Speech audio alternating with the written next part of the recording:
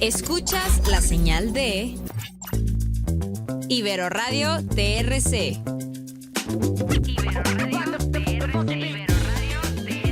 La estación de radio por internet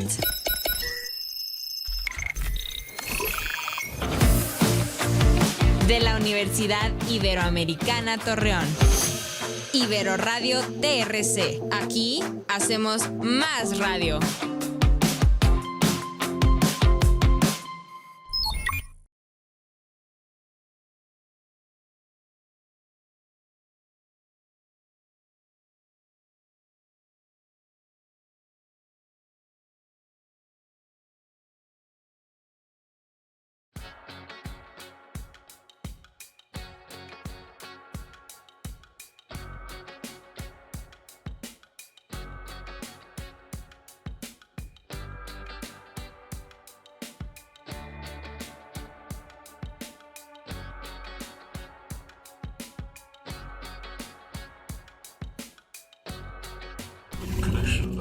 Escuchas la señal de Ibero Radio TRC.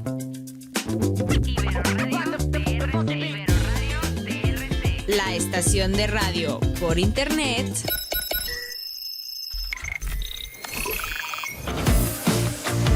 de la Universidad Iberoamericana Torreón. Ibero Radio TRC. Aquí hacemos más radio.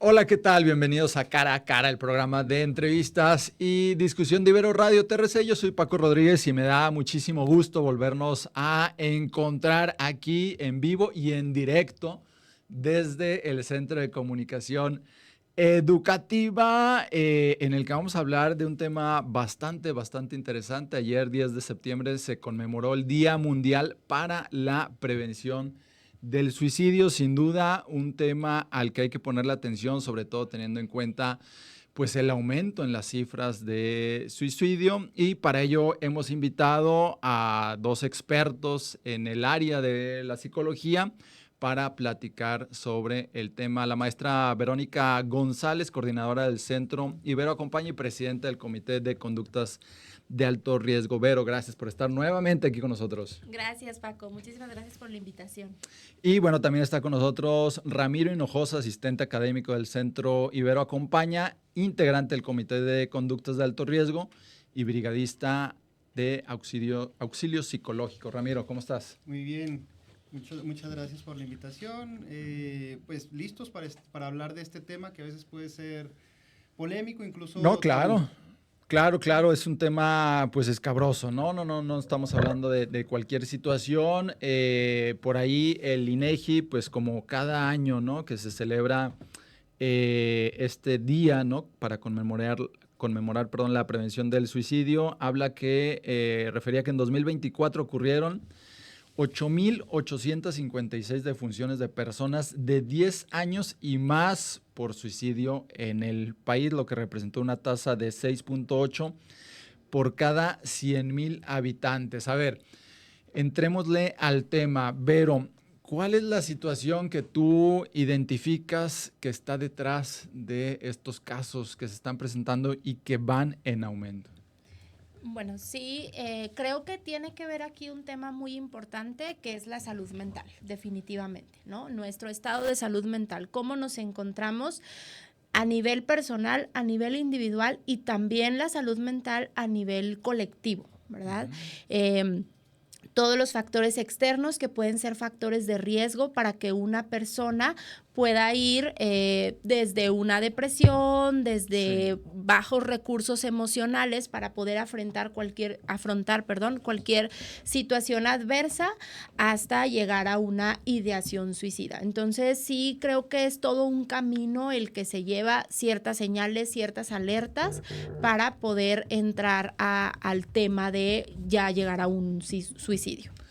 Ramiro, ¿tú qué identificas que está ocurriendo en la sociedad ahorita?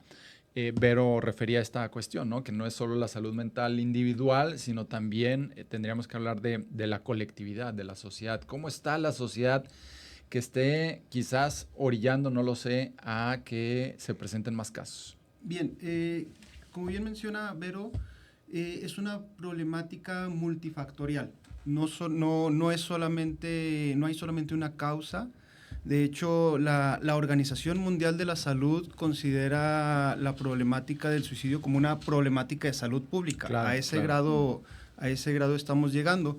Y si bien pues las herramientas individuales son muy importantes, quedan en ocasiones muy de lado las situaciones tanto sociales como familiares, porque pues nos centramos mucho en la persona, generalmente en las herramientas con las que yo cuento, o mis situaciones de que me provocan estrés, las situaciones que me provocan ansiedad. Sin embargo, yo puedo estar, entre comillas, sano y con las herramientas necesarias, pero si mi entorno me orilla o me... ¿Cómo podemos decirlo? Pues que representa un factor de riesgo. Un factor de riesgo, mi entorno no es propicio para mi crecimiento, o incluso a veces no solamente que no sea propicio para mi crecimiento, sino que pues puede llegar a meterme el pie en mi propio entorno, pues es un gran factor de riesgo para poder llegar a pensar o intentar pues quitarse la propia vida. ¿Y cuál es ese entorno? ¿Cómo lo describirían ustedes? Pues primero el familiar, ¿no? Nuestro primer entorno y el que debería ser el más seguro, o el que es el primer factor de riesgo también, pues es el entorno familiar. Segundo, pues los microentornos en los que nos encontramos. Escuela, trabajo, amistades, esos son los segundos entornos. Y luego ya un tercer entorno ya más grande, pues viene siendo ya la sociedad en sí en la que vivimos. Llámale Torreón, llámale La Laguna, llámale el estado de Coahuila, el estado de Durango, en donde pues tienden a ser entornos fuera del familiar, que individualizan mucho a la persona, y sobre todo que deshumanizan a la persona. Por eso es que de pronto las cifras van cada vez más en aumento. De hecho, desde la pandemia las cifras se han duplicado, incluso triplicado en cuanto a intentos y situaciones de suicidio. Sí. Ahora, algo que está muy corroborado es que el hombre, ¿no? tiende a ser quien más presente, ¿no? Casos de suicidio. ¿Por qué es esto? Mira, tiene que ver mucho con la forma en cómo el hombre va a afrontar sus situaciones adversas, con cuáles recursos emocionales las va a afrontar. Tiene que ver con una estructura social, tiene que ver con la idea hegemónica de la masculinidad, ¿no? O sea, cómo se ha concebido al hombre, cómo el hombre se concibe a sí mismo en cuanto a sus emociones, en cuanto a cómo debe afrontar una situación adversa al hombre socialmente, y es una creencia. No se le permite vivir sus emociones, no se le permite llorar, no se le permite acudir a servicios de salud mental, a una terapia. Es mucho más frecuente que tengamos en espacios de terapia o de acompañamiento a mujeres que a hombres. Es más difícil que un hombre reconozca que necesita ayuda por toda esta demanda y esta estructura social. Sí, el INEGI en sus estadísticas refiere que la tasa de suicidios fue de 2.6 por cada 100,000 mujeres y 11.2 por cada 100,000 hombres, ¿no? En cuanto a grupos de edad, Ramiro, Vero, el grupo que presentó la tasa más alta fue el grupo de 30 a 44 años, seguido por el de 15 a 29 años. Esto en los hombres. Entre las mujeres, la tasa más elevada se observó en los grupos de 15 a 29 años. A ver, ya que hablamos en tema de edades, vemos cada vez más casos de gente más joven. ¿Qué está ocurriendo? Correcto. A ver, sí es un fenómeno muy curioso que está sucediendo, en donde desde menor edad empiezan a tener ideaciones e intentos, incluso llegan a consumar el suicidio, en donde tiene que ver principalmente con el acceso a la información que tienen nuestros jóvenes y nuestros niños. Como tú dices, a ver, los grupos más vulnerables o de mayor riesgo son de los 15 a los 40 años, ¿no? Sí. 15 a 40 años. Todos nuestros estudiantes están en ese rango. Entonces, todos nuestros estudiantes están en esa situación de vulnerabilidad. ¿por qué se ha ido disminuyendo la edad en la cual se presentan estos casos? Como te decía, uno, el acceso a la información, el acceso a las redes sociales, en donde en muchas ocasiones nos encontramos con retos virales, sí, pero sobre todo con una situación que yo he logrado identificar, que es con una baja tolerancia a la frustración en edades tempranas, en donde mi nivel de frustración se ve rebasado, y entonces la única salida a esa frustración que logro encontrar con mis pocas o débiles habilidades emocionales, porque pues, soy un adolescente, pues me llevan a pensar o a intentar en quitarme la propia vida. Sí, ¿tú qué opinas, Vero? Sí, definitivamente aquí hay un tema que tiene que ver con el manejo de las emociones, como bien lo menciona Ramiro, la frustración. También la desesperanza, creo que es clave, es un tema crucial en temas de prevención del suicidio, que tanto vamos a fortalecer la esperanza que pueda tener la persona no desde un ámbito religioso, sino desde un ámbito de poder generar expectativas positivas de lo que pueda suceder con su vida, con sus situaciones. En el caso de los niños, las niñas de 9 años, 10 años, que ya tenemos esos índices de ideación suicida, sí, pensamientos de muerte, o incluso, como ahorita lo mencionaban ya, llegar al suicidio, tiene que ver con el estilo de crianza. Me parece que es fundamental, donde no se les enseña a poder manejar situaciones de frustración, situaciones adversas, donde de pronto los niños pueden ver ante una situación mínima como no tengo internet, me quitaron mi tablet o mi iPad en la escuela, sí, o se me rompió, y esto representa ya un evento caótico para el niño cuando no debería serlo, y entonces de ahí vienen ya situaciones donde, a ver, no puedo manejar estas emociones, no puedo manejar la pérdida de un objeto, por ejemplo. Va desde ahí hasta incluso relaciones sociales, ¿verdad? Incluso las redes de apoyo que pueda tener en la escuela, la convivencia. Entonces sí, creo que eso, como ahorita lo mencionaba Ramiro, es multifactorial, pero sí hay indicadores que nos van diciendo que esto va encaminándose hacia allá. El caso del acoso escolar también ha influido mucho en las cifras tan elevadas a temprana edad, principalmente en primaria y secundaria. El acoso escolar o el bullying ha sido un gran factor que determina que una persona, un niño o que una niña o un adolescente que a lo mejor todavía no tiene noción al 100% de qué es morir, pues llegue a intentar hacerlo. Pero, por ejemplo, en ese tema, ¿ustedes identifican que hay más acoso escolar, más bullying, o es más el tema de esta falta de defensas, de elementos por parte del niño o del joven o de la niña para enfrentar ese tipo de situaciones? Es un hecho que el acoso escolar ha existido siempre. ¿No? Te tocó a ti, me tocó a mí, sí, nos tocó a todos. Sin embargo, con el acceso a información, con el acceso a retos virales, el acoso escolar que vivimos nosotros en nuestra época, que nos parecía normal, que no está bien, que nos haya parecido normal, pues se ve exacerbado ya a niveles ya un poco más extremos, más graves. Claro.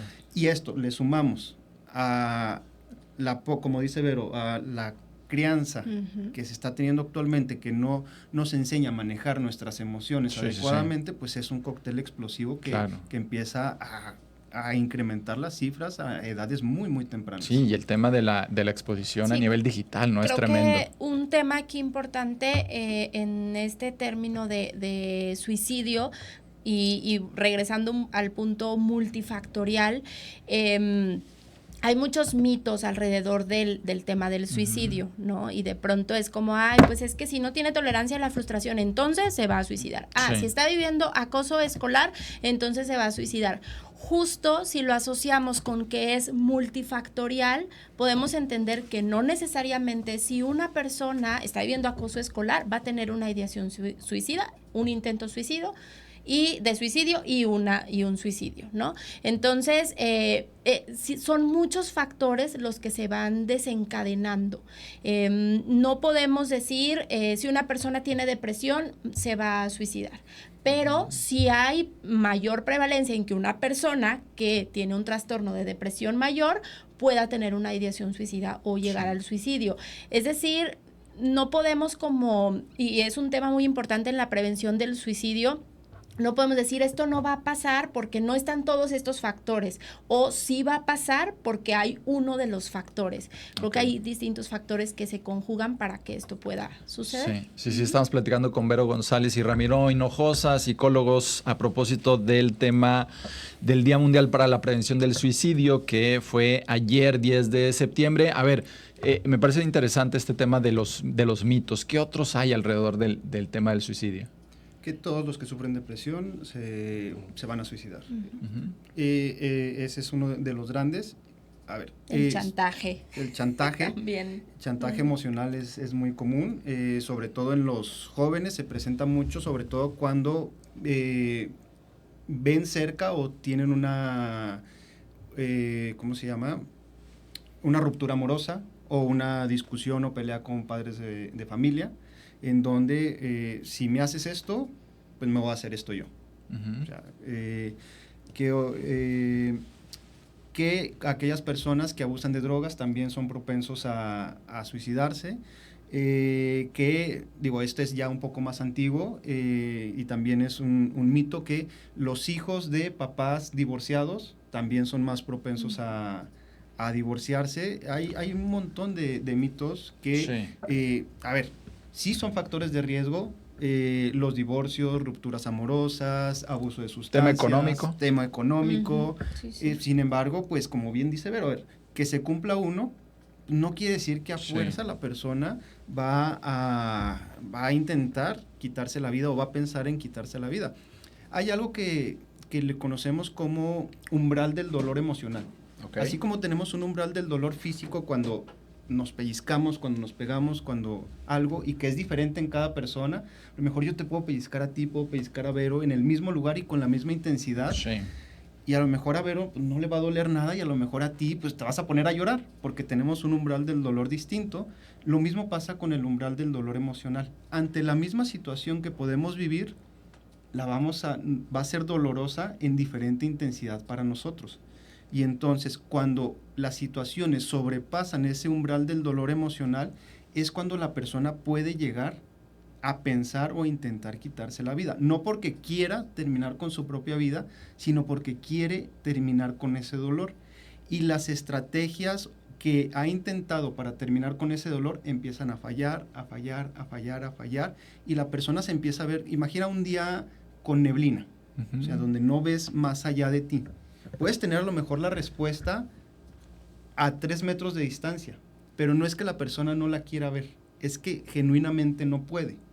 Otro ejemplo para más o menos poder ponernos en los zapatos de una persona es, imagina que ves a través de un túnel y a la persona cada vez que falla en intentar quitarse de ese dolor emocional, el túnel se va reduciendo, y la última opción que ve es terminar con su vida, pero no porque quiera terminar con su vida, sino porque es la única opción que ve para terminar con este dolor emocional que tiene. Sí. Algo que yo veo, escucho, leo mucho, sobre todo por el tema periodístico en el que estoy inmerso, es que muchas veces cuando entrevistan, ¿no? O platican con familiares, estos dicen, yo lo veía bien, ¿no? Uh-huh. O sea, pero ¿qué es esto de ver bien a una persona? ¿No? Uh-huh. O sea, ¿cómo podemos saber realmente que una persona está bien?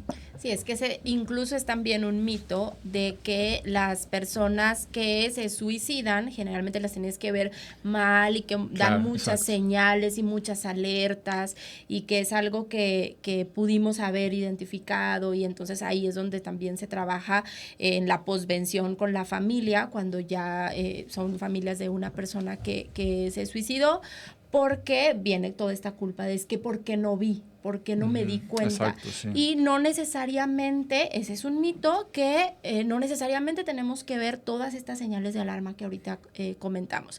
No necesariamente va a ser una persona retraída, puede ser una persona muy extrovertida, una persona muy social, porque al contrario, la extroversión, ser una persona que se expresa mucho, que expresa mucho sus emociones, que tiene muchos amigos, amigas, puede ser las barreras que él está utilizando para contactar con ese dolor emocional que ahorita comparte, Ramiro.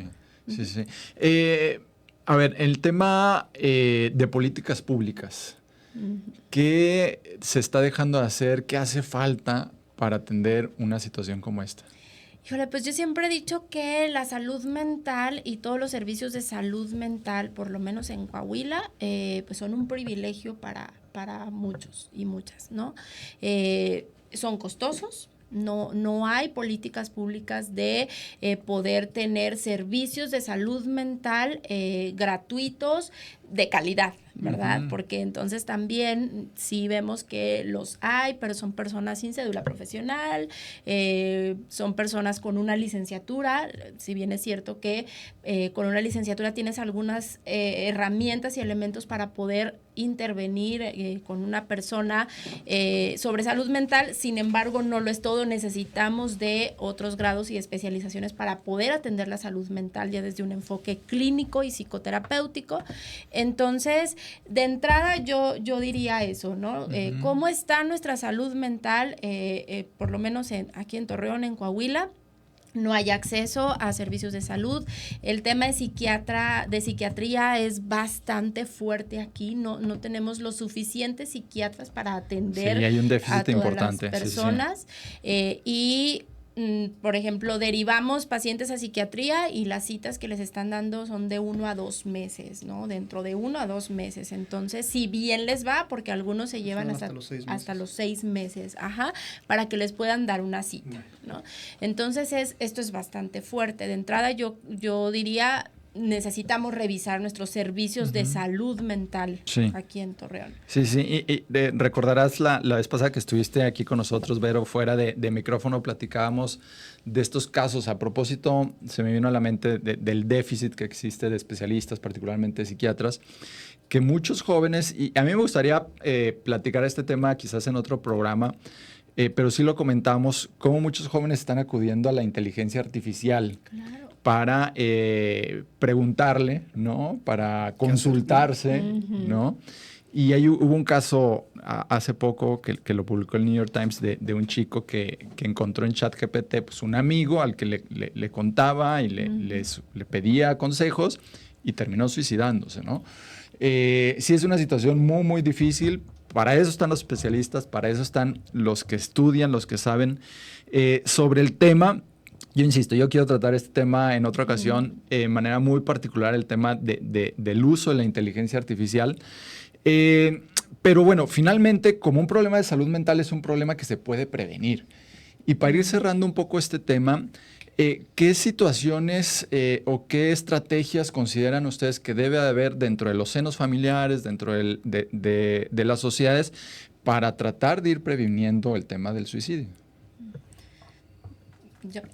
Bueno, de entrada, prestar atención a cualquier conducta que pueda tener nuestro hijo o nuestra hija. Incluso desmitificar todo lo que ahorita ya comentábamos, ¿no? Si yo lo veo muy extrovertido, muy extrovertida, pues también podría ser una conducta que podría llamarme la atención, ¿no?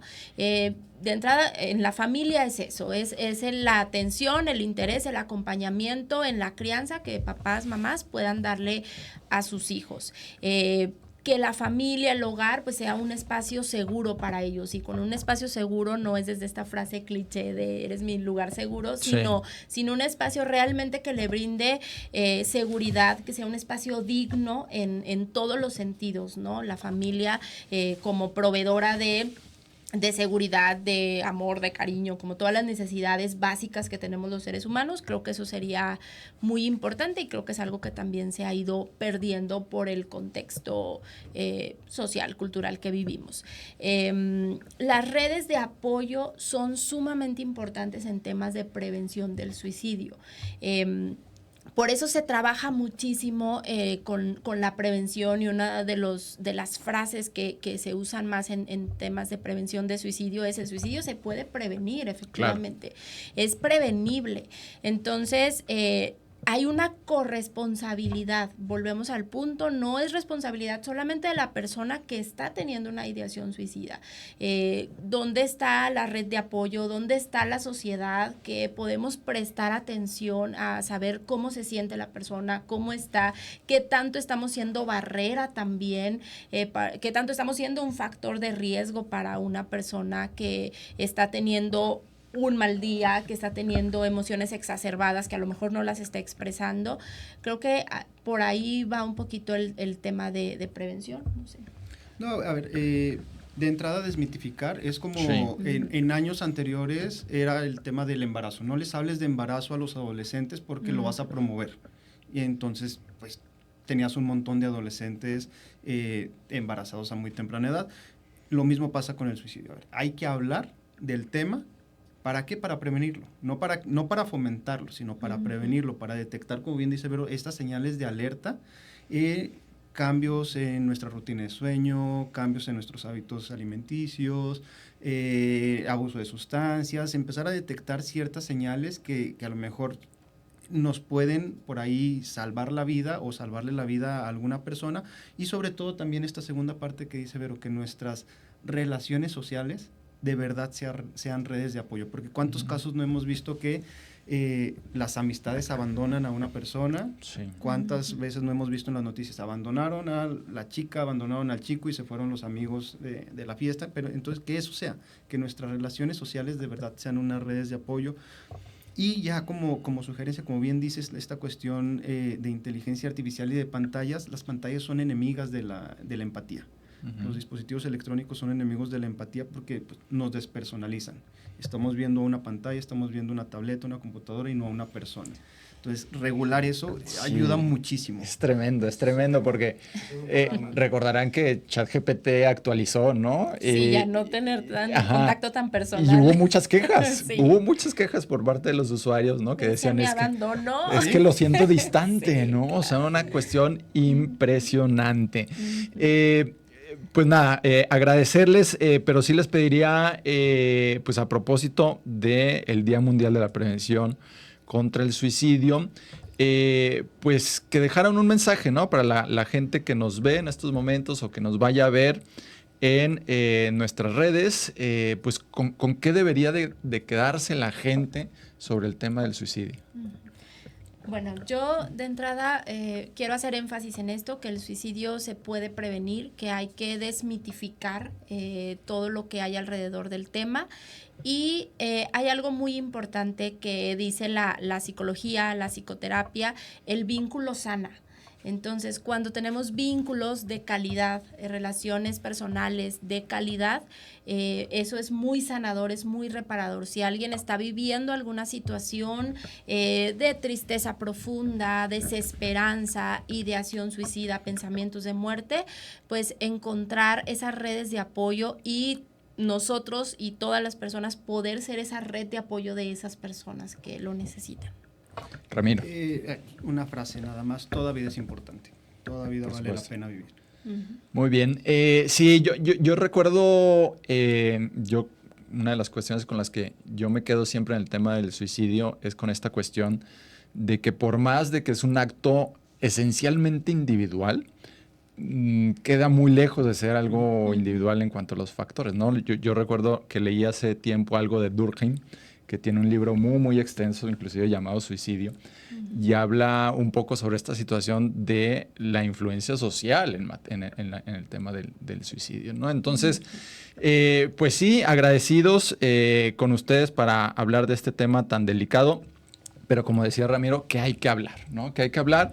Y bueno, pues afrontarlo como sociedad, ¿no? No solo desde una cuestión personal, sino como sociedad. Y bueno, nada más por último, den por favor, a propósito, si alguien tiene como interés de acercarse, ¿no? a una cuestión de temas de salud mental, a la gente de Libero que pues se puedan acercar, ¿no? Entonces, por favor, ofrezcan ahí un poco esos canales a los cuales pueden acudir. Sí, pues está el Centro Ibero Acompaña, están nuestras direcciones electrónicas, ramiro.hinojosa, verónica.gonzález, @iberotorreon.mx y nuestras redes sociales en donde también se pueden poner en contacto con nosotros. Ajá, en Instagram y Facebook, que es Ibero Acompana, por cuestión de la ñ, Sí.